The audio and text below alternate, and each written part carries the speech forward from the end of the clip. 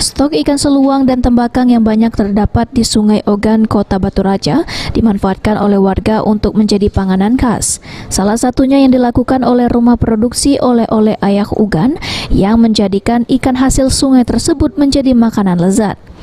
Ikan seluang biasanya diolah menjadi kerupuk dan pempek, namun di pusat oleh-oleh Ayah Ugan, ikan seluang tersebut diolah menjadi ikan seluang crispy dan ikan kering. Ikan seluang crispy yang saat ini banyak dipesan oleh masyarakat dan menjadi salah satu oleh-oleh khas Oku yang banyak diminati masyarakat karena selain dapat dimakan langsung, seluang crispy juga bisa menjadi lauk makan nasi. Kita spesialis olahan ikan sungai.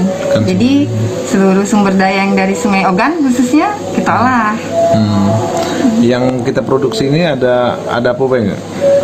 Kalau untuk saat ini varian yang ada itu ada seluang crispy, jadi dari ikan seluang, ada juga ikan campur namanya ikan muda, udang sungai crispy, terus kita buat juga olahan jadi ikan kering, ada juga kita buat olahan jadi fermentasi tumbuk asam. Tapi memang banyak dari jenis-jenis ikan sungai, jadi beragam ikan sungai kita olah. Yang seluang crispy, sama udang. Jadi olahan yang bisa langsung dimakan dan bisa bertahan lama. Bagi masyarakat Sumatera Selatan yang tengah melancong ke Kabupaten Oku, tidak salahnya mencoba kenikmatan ikan seluang crispy.